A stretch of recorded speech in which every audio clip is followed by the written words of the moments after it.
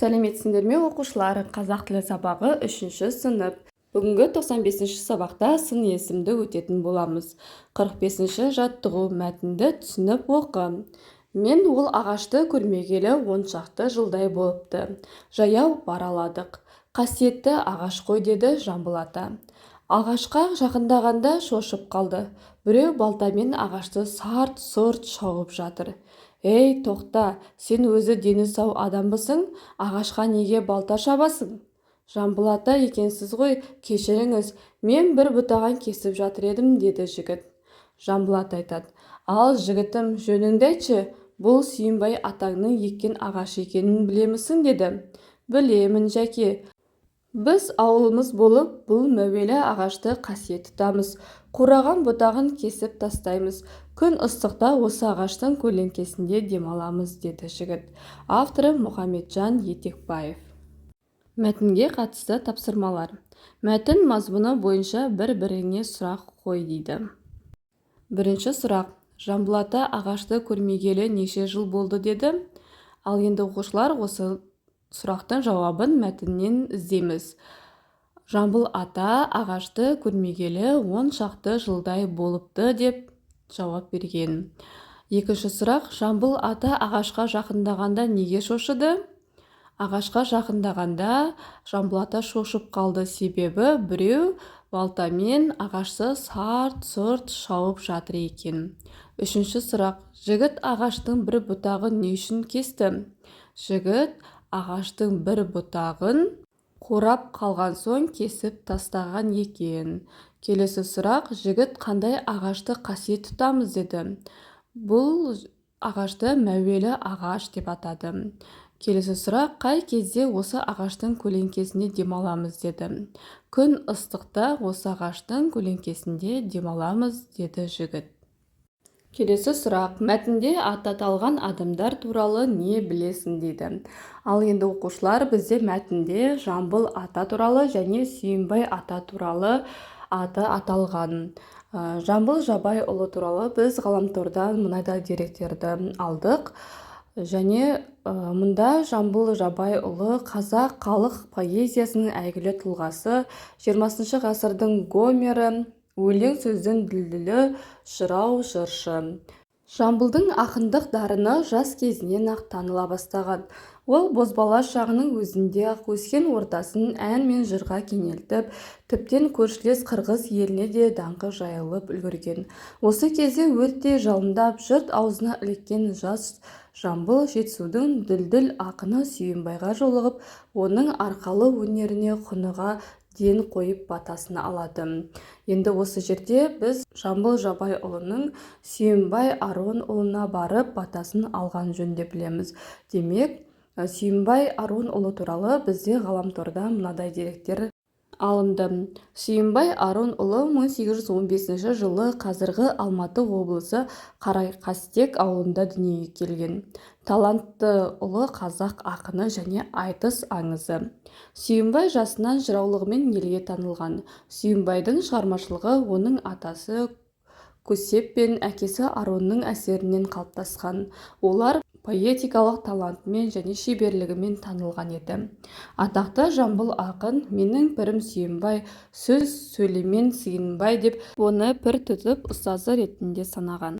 Келесі сұрақтар бойынша Жамбыл Жабаев туралы және Сүйінбай Аронұлы туралы дерек көздерден ақпарат жина, дейді. Біз жаңа ғана Жамбыл Жабайұлы мен Сүйінбай Аронұлы туралы дерек көздерден ақпаратты айтып шықтық.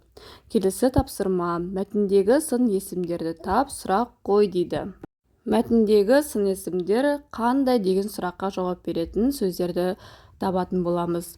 Қандай ағаш деген, қасиетті деген сөз сын есім болып табылады. Келесі: қандай ағашты, мәуелі ағашты, мәуелі деген сөз сын есім болып табылады. Және келесі: қандай бұтағын, қураған деген сөз сын есім болады екен. Келесі сөз: күн қандай дегенге ыстық деген сөз сын есім болады екен. 46-шы жаттығу мәтінді көркем жаз. Сүйінбай Аронұлы ақиық айтыс ақыны. Жасынан жыраулығымен елге танылған.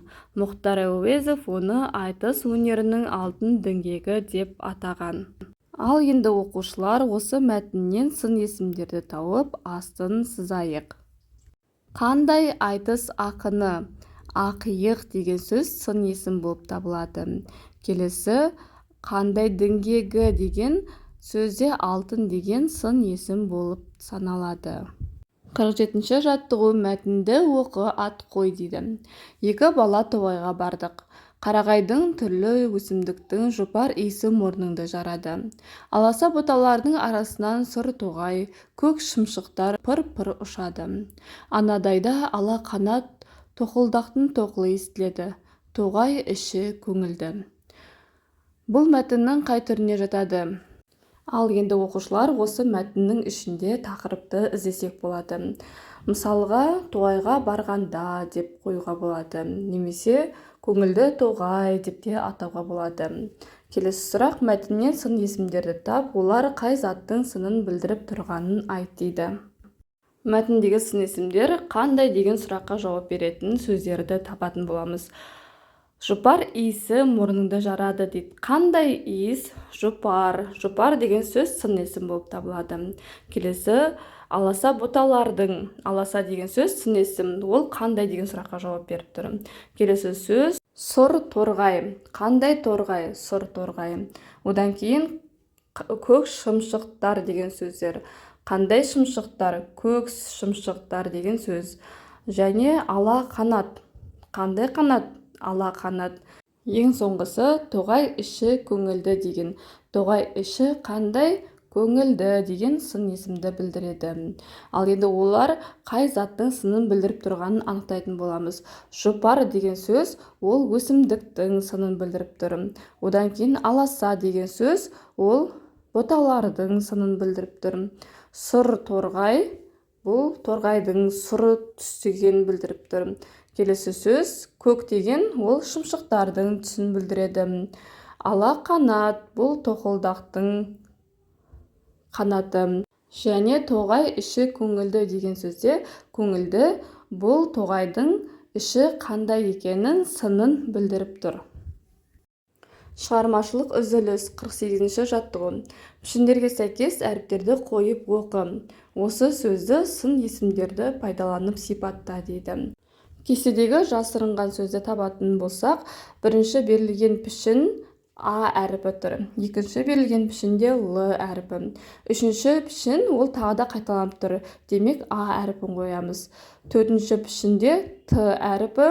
Бесінші пішінде тағы да А әріпі қайталанып тұр. Және алтыншы пішін ол У әріпін қоятын боламыз. Сонда бізде Алатау деген сөз шықты.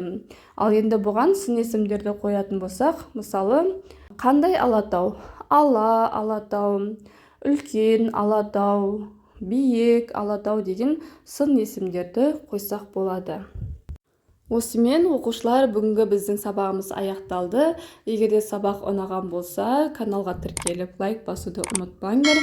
Және келесі сабақтарды үзбей осы каналдан көрсеңдер болады.